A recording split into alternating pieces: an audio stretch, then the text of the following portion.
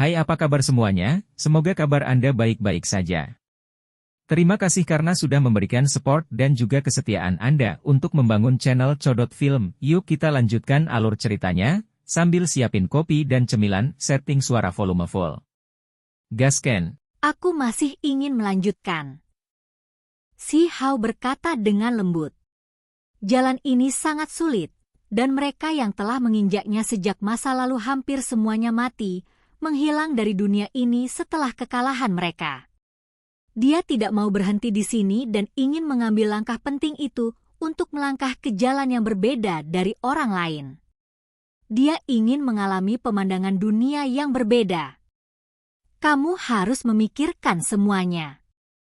Kemungkinan kematiannya tinggi, jauh lebih besar dari pancaran harapan, sampai-sampai bisa dikatakan sebagai jalan menuju kematian. Qi Daolin dengan tenang mengingatkan. Dari sudut pandangnya, jenis harapan ini lebih seperti jenis godaan dan bukan fajar agung sejati. Jika dia bersikeras untuk melanjutkan, dia kemungkinan besar akan berakhir seperti yang sebelumnya, mencatat kekalahannya dengan darah. Tanpa menempuhnya, bagaimana saya bisa tahu bahwa itu adalah jalan yang tidak bisa saya ambil? Jika saya perlahan-lahan meraba-raba, saya akan menemukan jalan yang berbeda. Si Hao berkata pada dirinya sendiri. Dia kemudian menatap Qi Daolin, dengan sungguh-sungguh menanyakan tentang jenis jalan yang diambil orang-orang kuno ini. Qi Daolin tidak mengatakan apa-apa dan hanya menatapnya. Ketika dia melihat bahwa si Hao tenang dan damai, tidak melakukan ini karena terburu-buru, dia akhirnya mengangguk dan berkata, sepertinya saya harus mulai mencari murid lain. Si Hao sedikit terdiam. Orang ini menyerah begitu cepat. Apakah dia benar-benar berpikir bahwa dia pasti akan gagal dan mati? Qi Daolin menggerakkan lengan bajunya yang luas, dan dengan suara huala, setumpuk besar buku tulang jatuh, mengubur si Hao di dalamnya. Ini semua adalah buku kuno yang ditinggalkan oleh para pendahulu. Si Hao sangat terkejut. Buku-buku tulang menumpuk hingga ke gunung kecil, dengan potongan demi potongan tulang di mana-mana. Beberapa berwarna emas, beberapa putih keperakan, beberapa membawa energi ungu. Tidak satu pun dari mereka adalah benda biasa. Mereka menciptakan citra yang menguntungkan. Ada potongan tulang yang memberikan perasaan diri yang sebenarnya, sangat kuno tanpa sedikit kilau. Mereka membawa aura yang sangat kuno, dan tercatat di dalamnya adalah pengalaman dan jalan dari individu-individu penting di masa lalu. Si Hao mengambil sepotong acak dari buku tulang dan membacanya dengan cermat. Dia langsung tertarik. Kalender Laut Binatang, tahun 936.852, Kunyu lahir membawa diagram surgawi yang menerangi semua. Ketika si Hao membaca sampai titik ini, dia sangat terkejut. Ini adalah makhluk kuno dari wilayah Laut Binatang, dan ada fenomena besar yang tidak teratur selama kelahirannya. Dia terus membaca, dan dia mengetahui bahwa orang ini tidak biasa. Ketika Kunyu mengudara, bintang-bintang akan menjadi redup. Pada usia 19 tahun, dia bangkit dari laut dan menekan bakat luar biasa dari ke-3.000 provinsi, menjadi nomor 1 di bawah langit. Setelah itu, dia meninggalkan api kuno dan memilih untuk mencari jalan lain Dao, meninggal sebagai hasilnya. Kehidupan individu ini sangat singkat, tetapi sangat mulia dan jarang terlihat sepanjang zaman kuno. Sayangnya, demi menapaki jalan yang berbeda, dia akhirnya meninggal dunia. Ada orang yang merekam jalan Kunyu setelahnya, membuat si Hao cukup terkejut. Dia dengan hati-hati mempelajari catatan-catatan ini. Ini jelas merupakan buku berharga yang langka, dan bahkan warisan Dao yang hebat pun tidak memiliki salinannya. Biasanya, ini adalah buku tabu, karena akan menyesatkan para jenius dari generasi selanjutnya. Si Hao membenamkan dirinya dalam tumpukan ini, membaca setiap baris teks beberapa lusin kali. Dia dengan hati-hati berpikir dan merenungkan apa yang harus dilakukan, menganalisis baik dan buruk jalan Kunyu. Dia meletakkan buku tulang ini, mengingat semuanya. Kemudian, Si Hao mengambil tulang kuno lain yang ditutupi jejak waktu yang berlalu dan mulai membacanya. Dia merasa sulit untuk tenang. Ini adalah sosok tangguh lainnya. Kalender Viregold, tahun 1243.291, 5 kaisar menerangi langit, tetapi ketika mereka melewati masa jayanya, Huo Jinmo muncul. Ketika Si Hao selesai membaca tulang ini, dia sangat terguncang. Di masa lalu, Viregold Race adalah salah satu dari 10 klan besar yang dikenal sebagai klan kaisar. Itu sebelumnya memiliki 5 kaisar yang secara bersamaan mengendalikan era itu. Ketika 5 kaisar mendekati akhir hidup mereka ingin memajukan legenda surgawi jenius Huo Jinmo yang tak tertandingi ke alam yang lebih tinggi. Tetapi mereka akhirnya gagal. 5 kaisar mengundang seorang teman lama untuk memadatkan Dao sebagai api dan menempat tablet roh untuk Huo Jinmo. Namun, benih Dao akhirnya gagal, dan klan kaisar tidak ada lagi. Dengan naik turunnya dunia, jejak vas berharga Viregold tidak lagi bergema di seluruh dunia. Si Hao menghela nafas. Itu benar-benar disayangkan.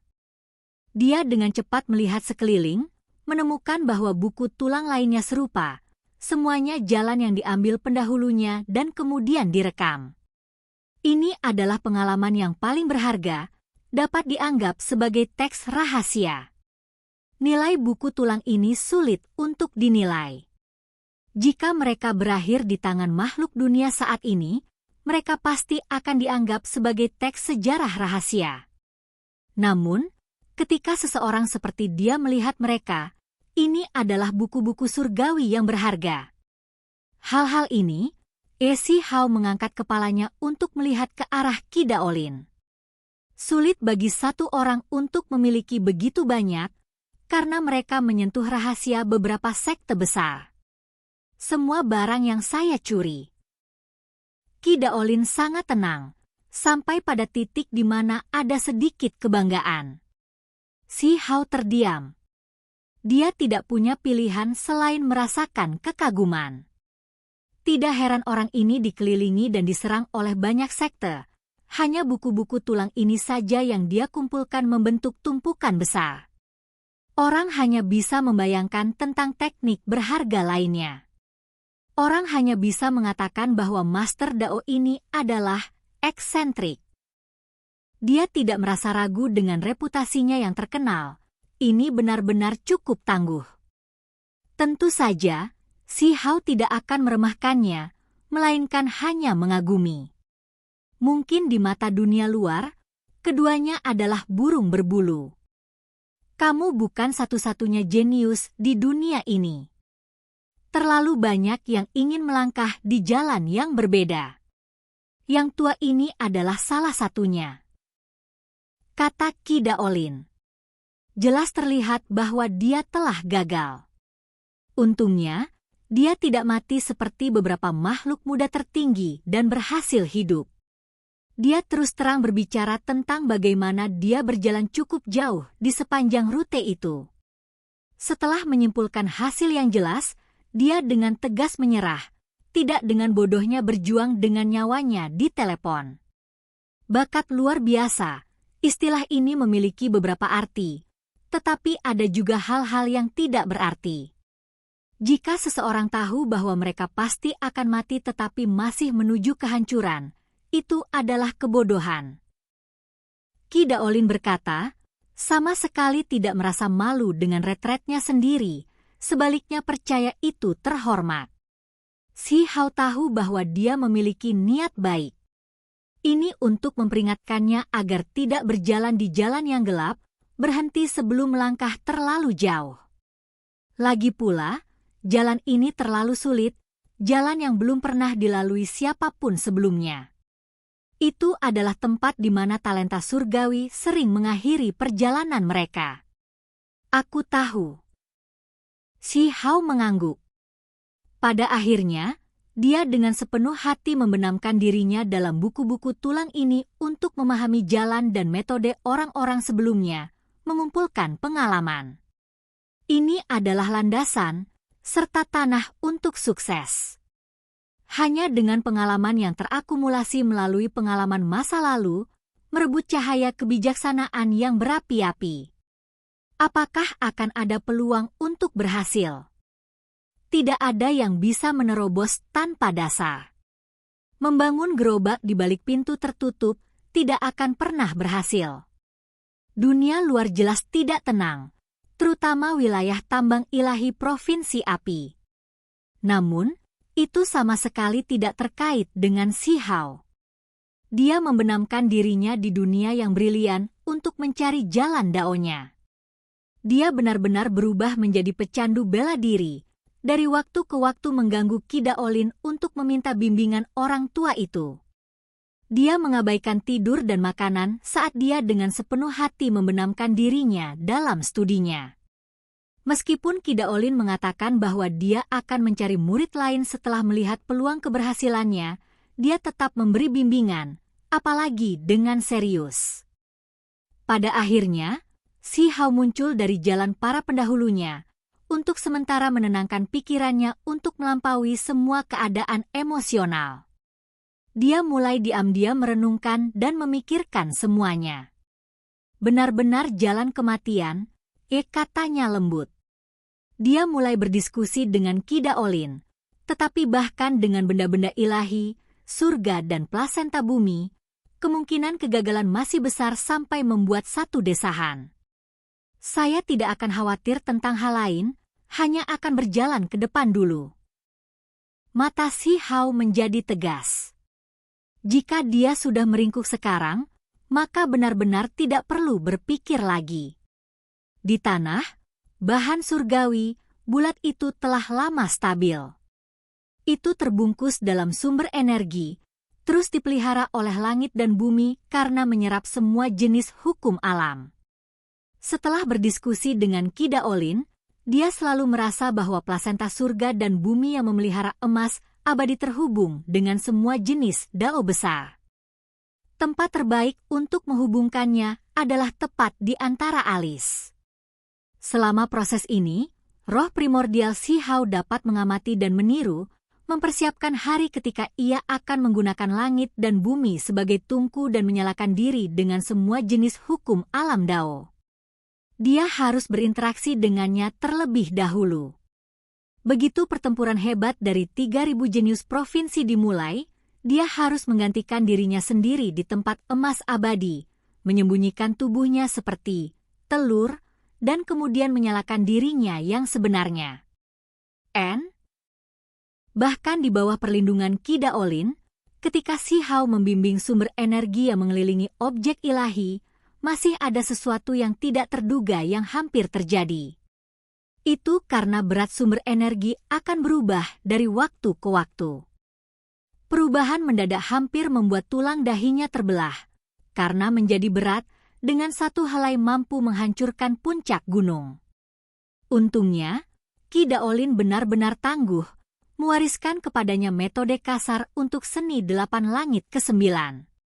Teknik Kunpeng, teknik Kaisar Petir, dan lainnya muncul bersama, beroperasi bersama untuk mengelilingi objek ini, membuatnya tenang dan mengisolasinya.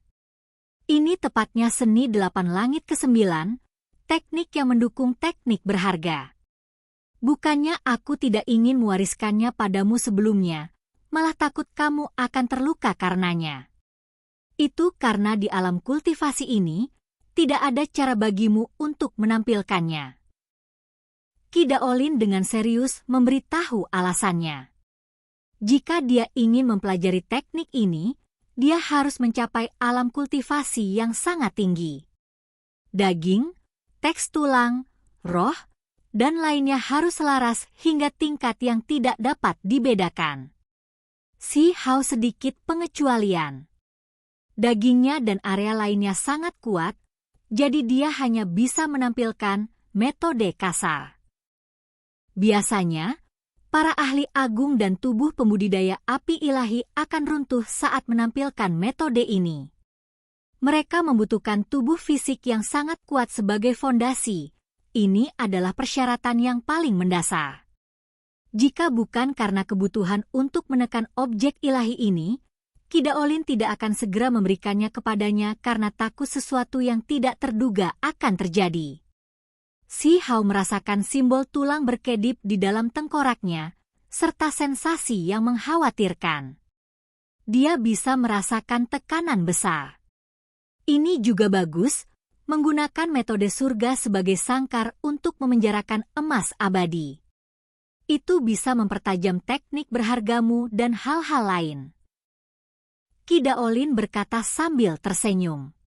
Si Hao memahami dengan serius, dan seperti yang diharapkan, ada manfaatnya. Tekanan yang terbentuk ini memaksanya untuk mengoperasikan metode kasar seni 8 langit ke-9 dari waktu ke waktu, memacu beberapa teknik berharga dan melepaskan teks tulang. Ini adalah jenis kultivasi juga. Terlepas dari ini, si Hao mengamati plasenta, mengambil semua jenis hukum alam. Itu sangat bermanfaat bagi semangat dasarnya. Meskipun dia tidak menggantikan dirinya di tempat emas abadi dan membenamkan dirinya di plasenta, dia masih bisa mengamati Dao dan mempelajarinya. Dunia luar tidak tenang. Para murid dari semua sekte sedang menunggu dengan penuh harap. Rumor mengatakan bahwa Yuyu dan Yun 11 mungkin tiba, dan mereka mungkin datang ke ritus Dao makhluk tertinggi. Selain itu, Provinsi Api Gempa. Tambang surgawi klan surgawi mengalami bencana, mengaduk gelombang besar. Di dalam gerbang gunung kecil yang jelek, api yang mengerikan melonjak dari tengkorak si Hao.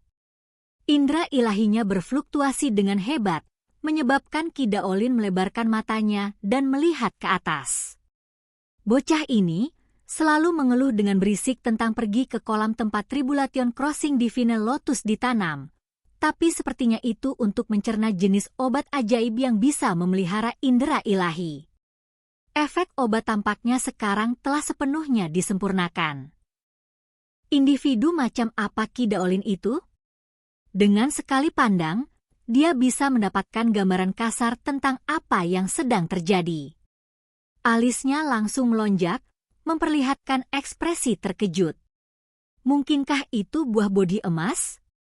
Dia memiliki aura seperti itu, dia benar-benar bisa berhasil. Bahkan dia agak kaget. Kita harus memahami bahwa banyak orang telah mencoba di bidang kultivasi ini, tetapi pada akhirnya mereka semua meledak. Hanya ada kekalahan yang tercatat. Namun, Kidaolin tahu bahwa masih ada orang yang berhasil, atau metode kuno semacam ini tidak akan ketinggalan, yang menyuruh generasi selanjutnya untuk menjelajah. Hanya saja itu tidak pernah ditulis dalam buku tulang. Si Hao duduk di sana tanpa bergerak seperti batu besar. Tengkoraknya bersinar, menerangi seluruh kepalanya. Bahkan rambutnya mulai memancarkan cahaya warna-warni ilahi. Dia selalu tahu bahwa buah bodi emas dapat memperkuat indera ilahi dan memelihara roh primordial, tetapi itu tidak pernah menunjukkan efeknya setelah dia berhasil menyempurnakannya. Hari ini, ada zat tambahan di tengkoraknya yang, begitu indera ilahi terpengaruh, akan menghasilkan perubahan aneh.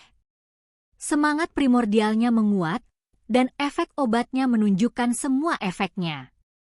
Kekuatan mentalnya tumbuh dengan cepat.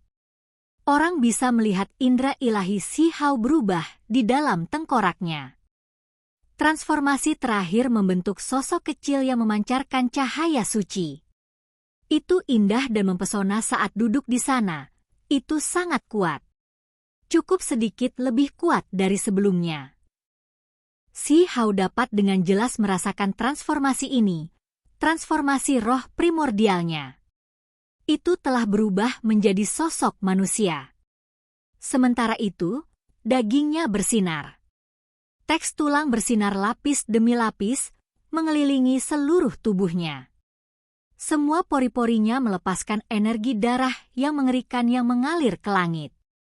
Dari kejauhan, seolah-olah kabut darah yang mengerikan menutupi langit. Pada akhirnya, Hong terdengar. Esensi darah kembali, terkumpul kembali di tubuhnya. Dia membuat terobosan. Pupil Si Hao meledak dengan cahaya, seolah-olah ratusan pedang panjang Zhang yang tajam dilepaskan ke kejauhan. Dia mencapai tahap selanjutnya dari alam pakar tertinggi. Dia telah mengumpulkan terlalu banyak, dan sekarang, bersama dengan penguatan roh primordialnya, ranah kultivasinya sendiri juga membuat terobosan, naik satu level, membuatnya sangat kuat. Si Hao berdiri dan melihat ke arah gerbang gunung. Oke guys, jangan lupa like, comment, share, and subscribe di channel Codot Film. See you next video, peace out and bye-bye.